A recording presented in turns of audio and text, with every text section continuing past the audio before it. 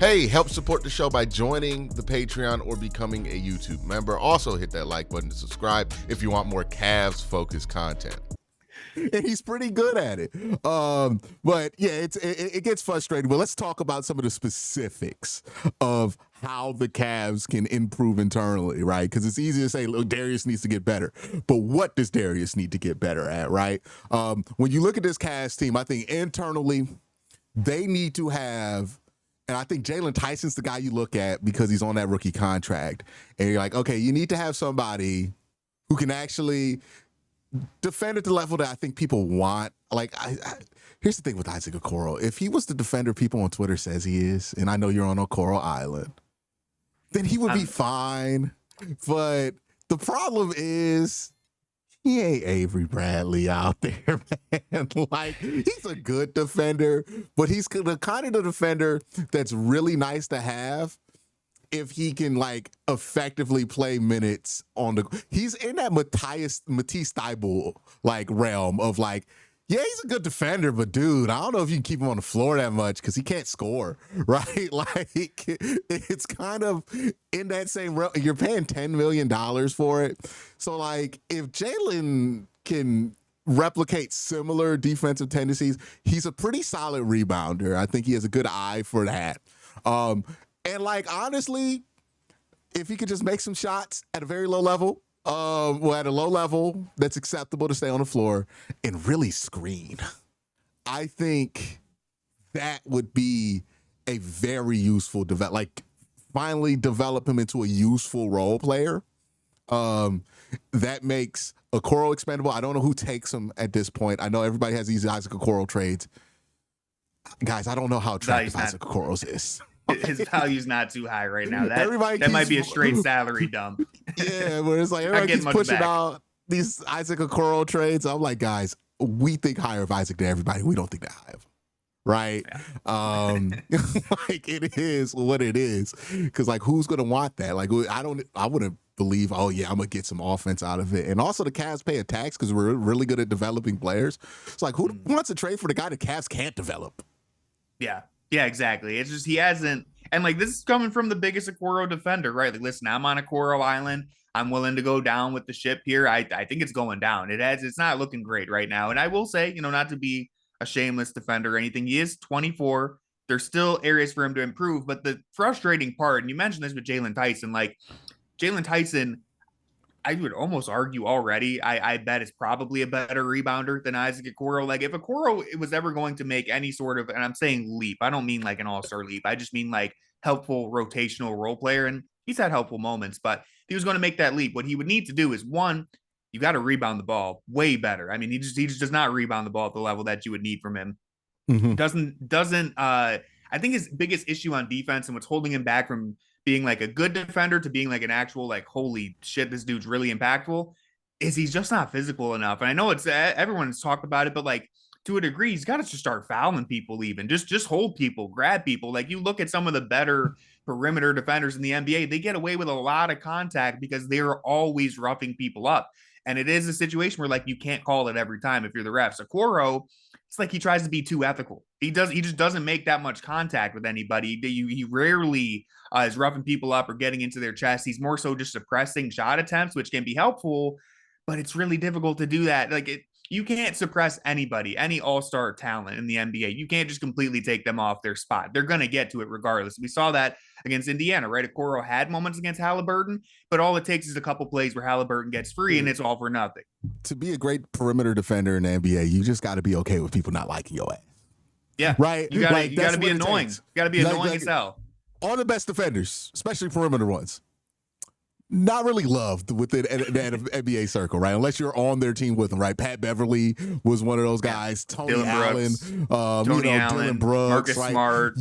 Marcus Smart. There is an element of, man, I don't care, bro. like you gotta kind of be antisocial to be a great defender, because it's just doing a lot of stuff people hate, right?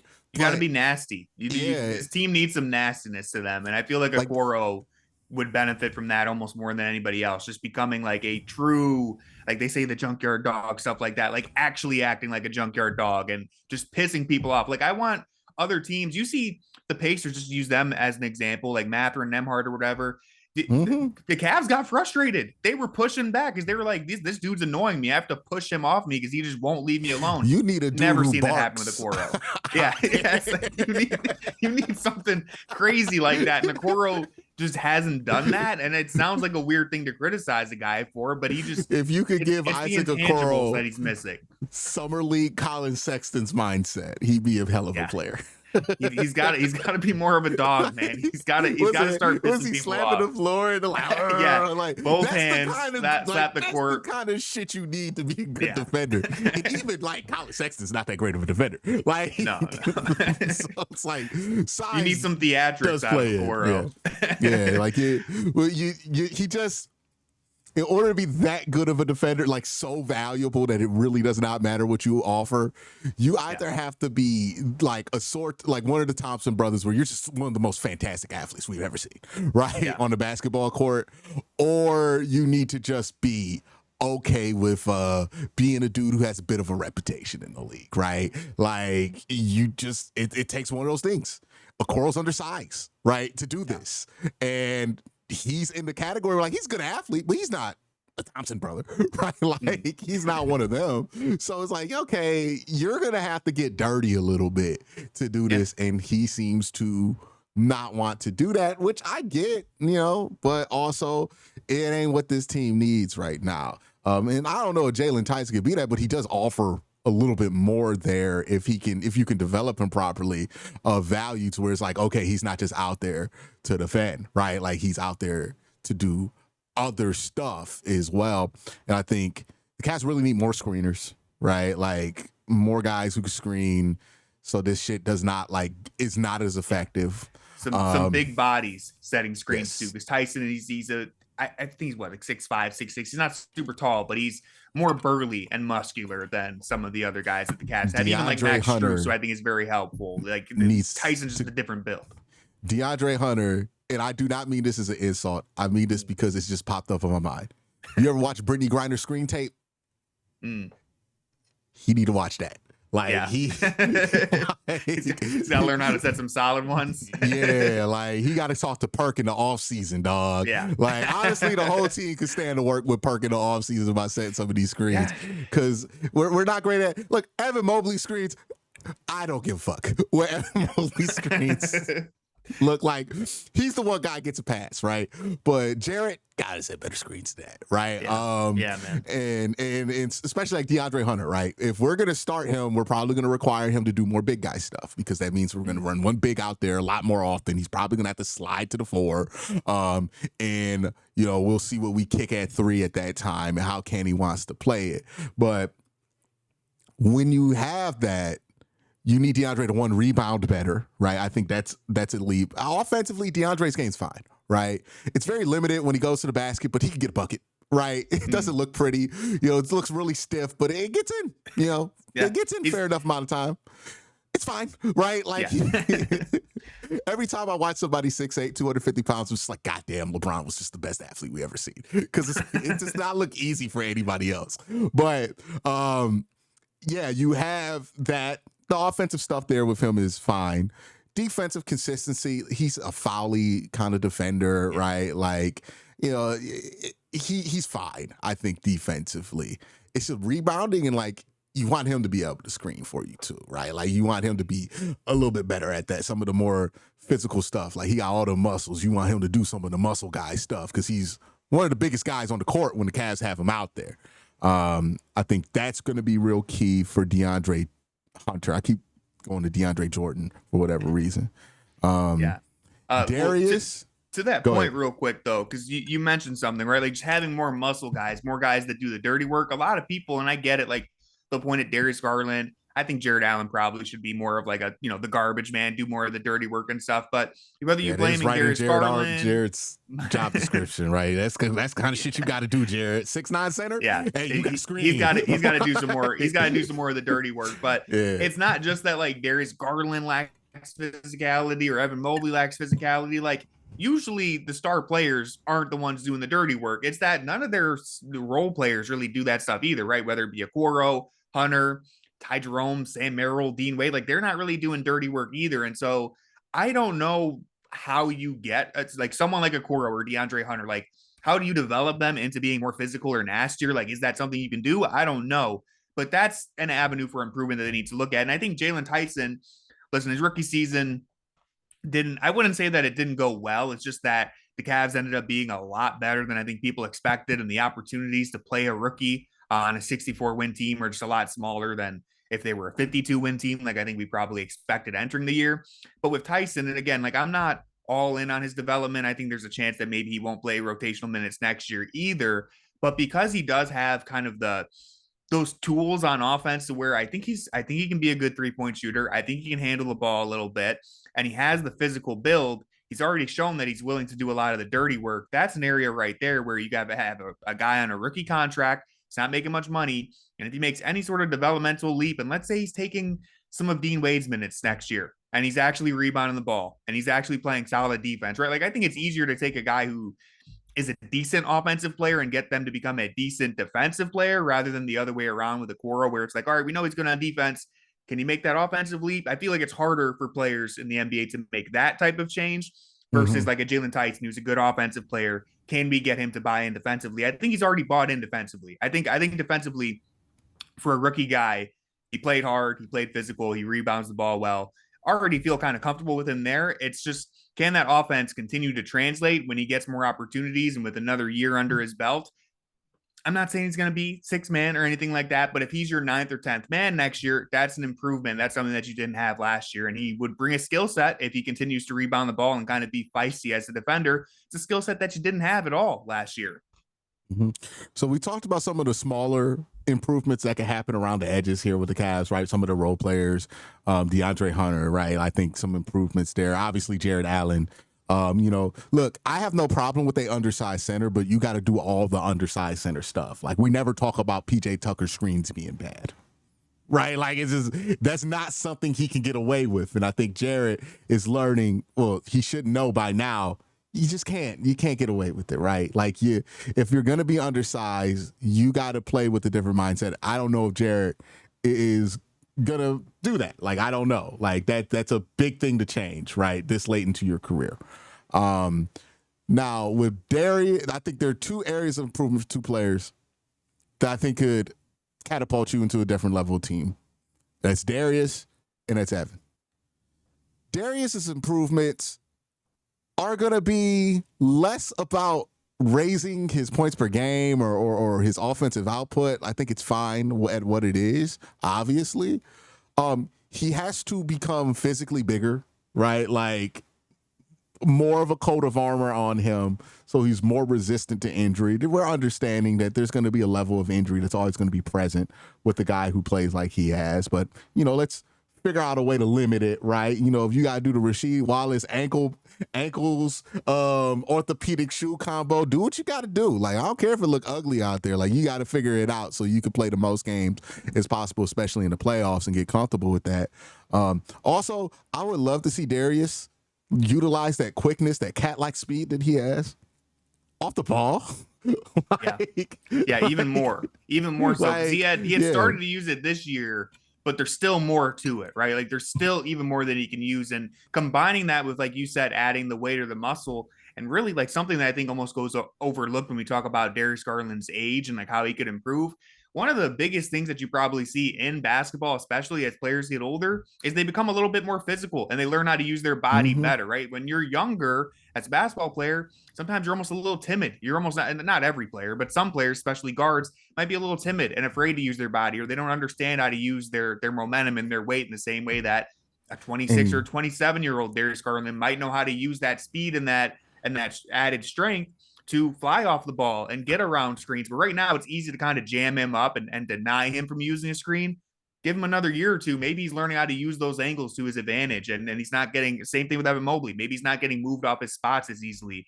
That's an area that they need to improve. And I think Darius, I forget how much, I know he did add muscle last season. A part of that was just regaining muscle that he lost due to the jaw injury. But now this year, like, all right, look at it last year. He had to regain the muscle that he lost. This year, now we can talk about adding muscle that he didn't have before. And I'm not expecting him to come out looking jacked or anything, but even if it's just a couple pounds of muscle, yeah, he comes back with the Mike Bibby workout. I mean, that I don't expect that, but we're looking at his first opportunity to actually add to what he already has versus last year. He's kind of just trying to get back to where he was, right? So there could be another small step forward that Darius Garland takes physically still. And there's an element of this that I do wonder if this happened because of how JB interacts with refs. And follow me along, walk with me here.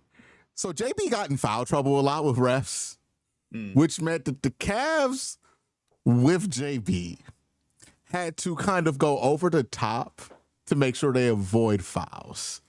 Which meant developing play styles like Isaac Okoro, where it's like he's kind of afraid to get the foul call, right? And that's not just something you see with Isaac, right? Like when people say the Cavs aren't physical, I think what people mean is like, hey, these other teams are not afraid of crossing the line and like doing something that might be called. And the Cavs do not, they just want to play fair and just do the rule book every time. And I think that's what bothers people. Because like physically, there were times where the Cavs were dominating the Pacers physically, like points in the paint, all that stuff, right? But I think what people see is like, hey, there's a box out and the Pacers are willing to cheat, right? And we're not. And that ends up costing us. They're willing to just say, hey, look, they're not going to call that lane violation. Yeah, we're just going to go multiple times. Yeah, like, we're just going to keep doing it. If they don't call it, then we have what, like a half step advantage. Whereas the Cavs, you know, that everyone loved it when Jared Allen said they play ethical basketball, and I still think it's kind of funny. But like, hey man, you might have to start getting nasty. You know, you might have to start getting dirty. I'm not saying injure people, but you just got to start playing that brand of basketball that all champions have to play with. Well, here's the tough part for the Cavs, right? Nobody plays by the same bar. A foul for Draymond is not the same as a foul for Evan Mobley, right? Because the refs will referee you based on what they're used to you doing. And the Cavs have gotten these refs used to them playing it by the book. So the second the Cavs step across that line, it's going to be a nasty adjustment period of like, hey, look, we're going to lead the league in fouls. Like, we're just going to be fouling a lot because they're just calling everything because we're just trying to get away with more. I mean, you just got to get them used to that. Like, hey, that's just how we play basketball now, right? I think, like, if you look at how the Pistons play, it might be something JB learned where he's like, no, just foul. Like, don't try to avoid it. Like, just foul. Like, that's grab people's jerseys, grab their off arms or whatever. Like, that's what I was saying with Okoro, but it extends to everyone on the roster. If you play with a certain standard of physicality, or just even like, you know, not cheating or hurting anybody, but just a certain level of dirtiness, you get away with more stuff. And we've seen it time and time again in the NBA. And the Cavs, I think, are almost, they play too clean. Their basketball is too clean. They need to get things a little messier and kind of roll around in the mud and get into these rock fights. And even when they've been an elite defense every single season, pretty much. I know this year kind of fell off a little bit, but like they've been elite defenses. Even when they were the number one defense, they still weren't like we're going to beat you up and be physical type of team. So clearly they're capable of playing good defense. And could you imagine if they take any sort of physical leap or start playing more physical defense, they'd be even better. Like, I don't think they'd be anywhere as good as OKC is, but like OKC is a good example of like their dudes just foul the shit out of everybody and they get away with it. And that's just the nature of basketball, right? Like if you just do it all the time, you raise that standard to where the refs are used to seeing you play this way, whereas the Cavs don't do that. And the refs have to manage like the flow of the game. It's also an entertainment product, right? You can't just call every foul, right? Like that's what most teams exploit, right? And that, I guess, I want to use physicality because I feel like that when people start like getting mad at Jared Allen with the second you say physicality, right? To me, it's like the Cavs aren't willing to exploit enough. Yeah. I think it's a better way of saying it. They're not willing. They're gonna play it by the rules and be fair and ethical and all of that. And like, I'm not saying go out there, be assholes and just foul guys and hurt people or whatever it is. But you know, if they're doing it, you gotta do it too. Right? So just be at where everybody else is, because I think that's why the Cavs defense never seems to translate to the playoffs well, because you get away with more of it in the playoffs, right? The regular season, yeah, they might be a little bit more, no, that's a whole, this, that. But in the playoffs, you can get tackled on the ground and they're just going to look at you. So it's like, hey, you might as well, right? Like I saw in the playoffs a number of times, Cavs players hit the floor super hard, no foul. I've saw Pistons, Knicks. I never saw the Cavs do that kind of thing to the team that they're playing. Where it's like, damn, that wasn't a foul? All right, we got away with one, right? Like, that's because the Cavs just don't go there. And I think they don't go there because they don't want to be a foul-heavy team or they're afraid of getting those foul calls. I think that there's a way to say, hey, look, fuck the foul. Like I think that's just got to be a point of emphasis, right? Because I don't think the issue is that they're inherently unable of being physical. We've seen Jared Allen go out there and be physical, right? It's more or less a question of, hey, defensively, how afraid of fouling out are we? How afraid of getting a bad call here or there are we? You just got to be more aggressive. You got to just be more willing to accept that if that's how you want to play. Darius Garland, I think the whole offseason just work on pushing off, right? Because he needs a good push off to his game, right? Like, especially as he gets older, he's going to need to, off the ball to get the ball in the inbounds. Get away, yeah. Right? Like, that's Steph Curry, right? Real, though. Yeah, it's like you gotta learn little ways to hide it, ways to just subtly push off, and same thing. Like Darius needs to learn how to do that, and the Cavs, whoever's setting the screens, you gotta set some moving screens sometimes, man. Like you gotta try to get away with some extra contact there that they just don't do. It's why I don't really trip when Evan gets some offensive fouls for pushing off. Because I'm like, I'd rather him do that. Yeah, and I think there is a point to where Evan was the only guy offensively that was producing for the Cavs in that Pacers series. Yeah. And that's because Evan was willing to be like, I'm fouling. Like, what you mean? Like, what you get the ball somehow, yeah. Evan foul all the time. He go up, he travel, like he do all kind of stuff. Like he gonna see what he get away with. And that's what you would rather want because that's how the game is played. And I'm like, Darius's game would be pretty disgusting if he had a nice little push off to it, right? To add to that 3-point shot that he has, if he was able to get up there, get a guy in the mix, and then more consistently, use that momentum against. Yeah, it doesn't even have to be like the full on shove, but just the little subtle things, right? Like that's where Steph Curry.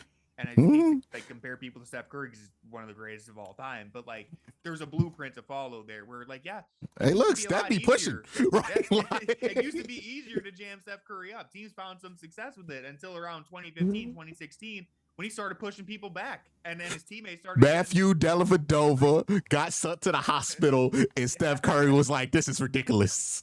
Okay, this is no longer happening to me. I'm fouling." Right? That's where the switch happened, right? And if you look at Steph, especially that year he won the championship in 2022, it was a lot of. Well, what you gonna do? You gonna call that shit? Just getting stronger and being willing to push that boundary and see what you can get away with. I think I'll keep my WNBA comps alive. Get that Caitlin Clark push off of your game, dog. Exactly. Yeah.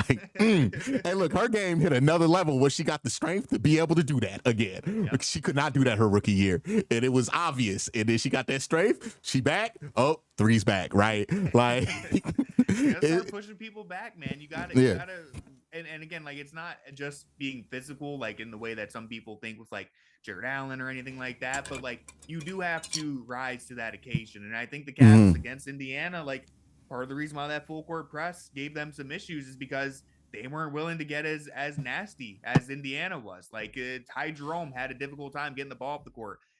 Max Strus, all these other guys, you might have to just put your body into people in a way that the Cavs weren't willing to do. And I don't think it's because they're inherently soft or anything. I think it's just they've never tried to play that way. They've never been willing to push that boundary. And there was one time where Donovan Mitchell in game 2 when they collapsed and Donovan Mitchell picked up that offensive foul on Nesmith where he just kind of put his shoulder into him or his elbow into him. But you got to clear space, man. They had to do more of that. You just got to clear space one way or the other. And I think that's an area where the Cavs can clearly improve.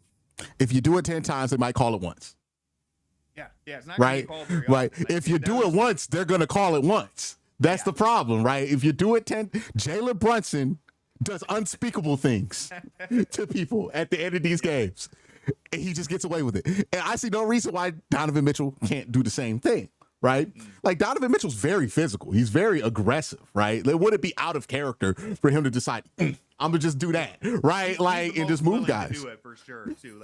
He's probably the most excused in this conversation because I do think he uses his body and his strength very well. But other guys, but even Jared Allen.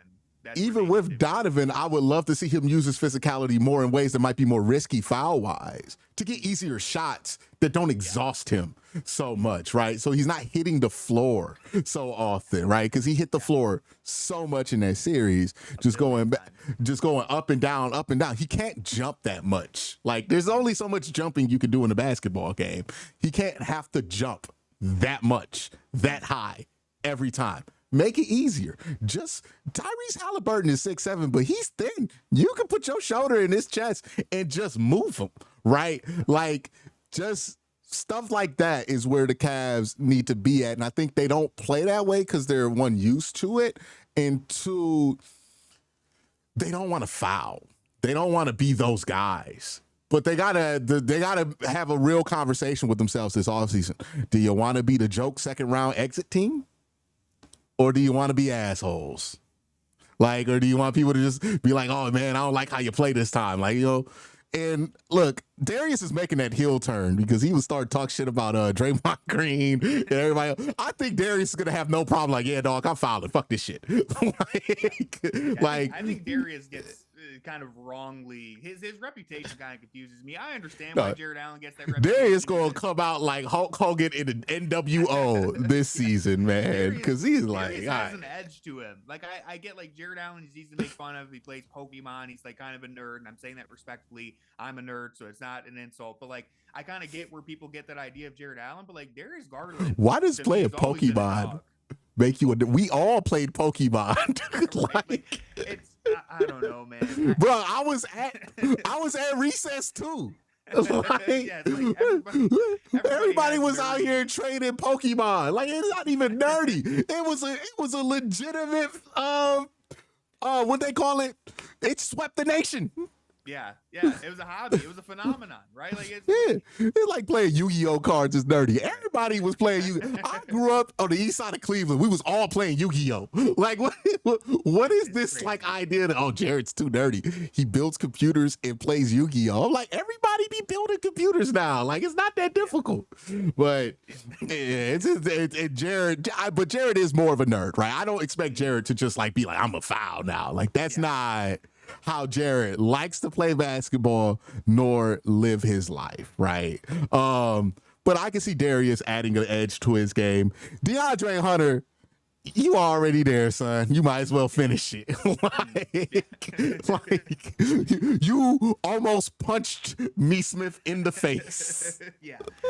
Or Mathurin in the face. Mathurin. He's willing to be a little, have an edge to him too. And so that's like, again, like we talked about this a bunch of times. We're going to talk about it a lot, but like a loss like the Cavs just took, it's either going to make them into that nasty team that has an edge to them, or they'll just roll it back next season and we'll find out that they're not really capable of making that leap. And if that happens, this time next year, we'll have a very different episode where we're talking more about trades. But I think because of how young they are, because of, like, again, we talk about Darius Garland reaching his prime and stuff like that, and just the continuity, the stability, learning where you need to get better, this is where we'll find out if they're capable of doing it. And you could argue that they should have already known this. And to that, I would say I think they have improved. Like, I don't think they got punked in the way that they did against the Knicks in 2023. I've seen a lot of people make that comparison. I think this team's a lot more physical and a lot more capable. Like, if this version of the Cavs played that 2023 Knicks series, they would have beat them. I feel pretty confident in that. And then the last thing, because I touched on this so many times before, Evan Mobley needs to be a factor in the fourth quarter from now on. Absolutely. Yeah, he should not ride or die with Evan Mobley. It's not allowed to go away from Evan Mobley anymore. Like, it's not excusable for Kenny. It's not excusable for the guards to allow that to happen. And most importantly, it's not excusable for Evan Mobley anymore, right? The Cavs lose a game. Evan Mobley scores 20 and 12, but he puts up 2 in the fourth quarter. I'm no longer at the point where I'm like, oh, what a great game, Evan Mobley. He's scoring 24. It's like, hey, where were you in the fourth quarter? Yeah. Like, he disappeared in the fourth quarter. He's open to that criticism now because he has to be there in the fourth quarter, because this Cavs team will not win a championship unless he's the best player. That's what it's going to be. Demand it. He's got to demand the ball. People make these points about small guards, and like, to an extent, like Becky Hammon's point has been undefeated. There's not a lot of basketball teams that win with their best player as a small guard. It just is what it is. But a lot of teams have won with their best player being a 7-footer. especially one who can dribble up and down the court and do what Evan Mobley can do. That's a template that works, right? And the Cavs can have that kind of success and win a championship, but it's going to have to involve Evan Mobley becoming a factor in the fourth quarter of these basketball games. That's one. Number two, I think we touched on it, but I'll just say it officially. Cavs need to go heel turn. For a couple of years, they've been, the basketball nerds' favorite darling, and they've been this fun, wholesome team, this white meat baby face, right? Now people are booing you, right? You're at the die, Rocky, die part of your career, and now you need to join the Nation is what The Rock joined to make that turn. You need to go heel. Right, you need to just make that turn and embrace the dark side, right? Like and go that way. And not saying you become like a despicable team, but you just, hey, look, man, Indiana's okay with getting booed in Cleveland. Why should we not be okay with being booed somewhere else, right? Yeah. And honestly, I need to see that will for that against Indiana when you play them. I do not want to see us just be like, oh, okay, man, it's just a game. Like, no, you got to beat those fucking guys. Okay. And that's the thing that's sneaky about Indiana, because we haven't talked about them much. Look, they're having a fantastic run. And I think the way they've played in this playoffs, it's about them more than it is about other teams that have played them. And that's why I'm not going to overreact to what happened in that series. All that credit aside, they have made so many enemies this playoff. And, hey, man, the one thing that is true, the get back always happens, right? However you act on the way up, they will get you on the way down. And there are a few teams that cannot wait to see him again in the playoffs, right? Like, see them again. Like, I hope y'all keep it together, right? Like, there will be a lot of dunking on that will happen. And that's going to be interesting how the Pacers handle that, because they're having fun right now. And I would too. If I was a Pacers fan, I'd be doing the choke stuff, the big balls stuff. That shit cute. Till you spend the next 5 years being reminded how much people didn't like that shit. Like, they put a target on their own back with that. And it's like, I mean, we'll see what happens moving forward. But the Cavs, as you said, they got to turn heel. And like, I think to a degree, and this extends to everyone in the organization, I think it's kind of felt like we've almost been like asking permission to be viewed as a contender. Like, oh, you guys we're the small market team. Everyone should like us. You guys should talk about us more. Nah, man, forget all that. That's all out the window. Go be the villain if you have to. It doesn't even matter. I don't want to hear any quotes or anyone talking about whether or not the national media believes in us or anything like that. You just got to go do it. And it doesn't matter who you piss off along the way. And look, if there's somebody, and I'm not saying they need to be the villain, but they do just need to be okay with just not being the baby face, like the good guy anymore, right? Go out like Tristan Thompson. He'll help you, right? Tristan Thompson needs to be the guy. Like, he's been trying to help him make this turn for a little bit of time now. But, go out there and say, I still think we're the best team in the NBA. Why? What? Would you go be worried because somebody going to say something mean about you? They already want all y'all traded. Like, who cares? Just say it. Put the target on your back. Fuck it. Like, see what happens. Like, just play with that pressure. And like, I'm not really into the talking big, right? Say what you want. Don't be too humble. Just assert your ground about where you believe you belong and just leave it there, But I just want them on the court to just say, you know what? We're at the point where you shouldn't call that for us. Like, we have evolved past that point. Darius Garland should be like, I should get that push off. So I'm just going to make it upon myself and not like allow you to determine it, refs. I'm just going to go upon myself and say, I deserve the push off. I'm doing the push off, right? Exactly. Donovan Mitchell should look at Jalen Brunson and be like, oh, he can do that? I'm better than him. I'm doing that, right? Like, just take it upon yourself, Evan Mobley, and this is like a constant thing. The Cavs just need to declare it themselves, whatever needs to be declared, instead of waiting for somebody to anoint it. Evan Mobley feels like he's waiting for somebody to say, hey, you deserve the ball in the fourth quarter. Here's this ball, Evan. Take it and do great things with it. right? You know, you have finally earned it. Evan, I need you to just say, give me the goddamn ball. I deserve it, right? And not saying that these guys become selfish assholes and don't share the ball and all of that, but man, Evan needs to step up and like say, hey, I need that ball too, right? Darius needs to say to himself, I'm as good as anybody else who's pushing off. Y'all let Shai get away with all that shit. I'm doing it. Like, you know, I'm going to be a foul merchant. Like, how about that? You know what I mean? Like, what y'all going to say about that, right? Donovan Mitchell, you the one that's willing to be physical. Don't just be physical going in the air. Put your shoulder in his chest. See what they do. You going to call it? And then every time they do it, you let Jalen Brunson get away with that. I'm getting away with that. And just keep doing the shit until they get tired of calling it. Like, just take it upon yourself that you have earned this, you deserve it, and that it's yours. Because Tyrese Halliburton be getting away with shit he don't deserve to get away with either. But he just do it. He just do it. Yeah. You just got to do it. Nobody's going to decide that you're worthy of this. Nobody's going to they're not going to meet up as referees and go, all right, this year Shai, he gets the James Harden treatment. It just happens. You know, Shai woke up one day and was like, you know what? I'm getting to the line. Like, any means possible. Go get it. You just gotta go get it. The Cavs have, you know, I don't want to completely dismiss them and be like they've been just like a super passive team or anything, but like there is a degree of like this urgency or aggression that they just need to play with moving forward that we haven't really seen. And I think the last few years of disappointments in the playoffs it's the only thing that's going to push them to being that level of team. And if it doesn't, like I said, this time next year we'll be having even by the deadline we'll be having a very different conversation. But really, I don't think you can really make an accurate assessment of how they're going to respond until we see them in the playoffs next year, which is the frustrating part of it. But still, like, if they don't do it now, then to everyone who's calling me us, you know, overly optimistic or whatever, I promise you we will have a very different too. I think the only thing that's going to push them to that level is the embarrassment that they just had in the playoffs. Hey, look, like that's just what they have to do. And there was questions about, are you at that place? Do you deserve it? This and that. No more waiting to deserve it. Like, no more waiting for all of this other shit. Nobody else is waiting to be crowned.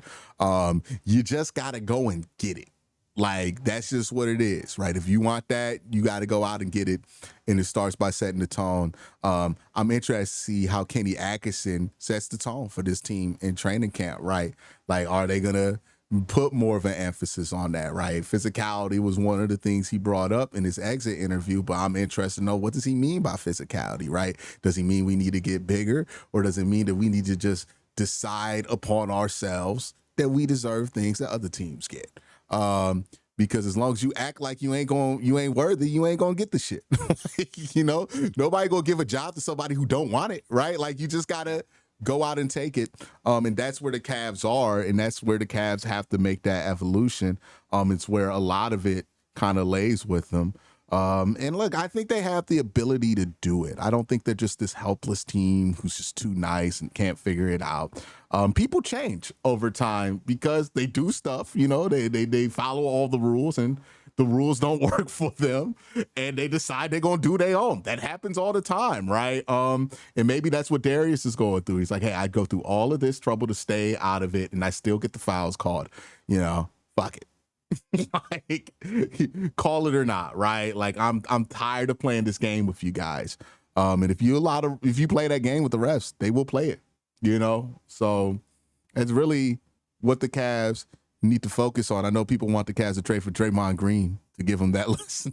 It's like, yeah, man. It's like, I see. I feel like you could get the lesson without Draymond. Yeah, like, that's what I'm saying. It's like, I understand, like, how someone could arrive at that or get into that thought process, but I'm like, I think you gotta figure out what, and obviously you can't replicate what Draymond has because he's just a special type of competitor, but like, I think it's probably more realistic and a better idea to figure out how do we kind of replicate that culture and identity versus let's go trade for Draymond, because that's just there's a lot of stuff about trading for Draymond. There's so many factors that go into that just don't really make sense outside of, you know, you just really want that physicality and toughness. I don't think trading for Draymond is the right move, and I don't think it's anything either team would actually entertain. Look, there is something to what Draymond does though, because Draymond just said he deserves to be a defensive player of the year conversations and finish third in voting. It almost happened. If Yeah. that is a true testament to what I'm saying right now, right? There is something to just saying, nah, I'm the best. And then people going, okay. Like, you gotta have that irrational confidence. We've been saying this for as long as you and me have been recording together. We've been saying, in all seriousness, it's kind of a joke, but there's a bit of truth to it. Everyone on this team could use a little Dion Waiters. We need to bring Dion Waiters back as a coach. Yes, I agree. A little Dion Waiters to that in terms of just having this irrational confidence in yourself, which I do think the Cavs have to a degree, right? Like Evan Mobley opened up whole offseason, All NBA player and a defensive player of the year, but you got to take it to another level. You got to ramp that up even higher. Okay, this last thing we'll say, we'll head out.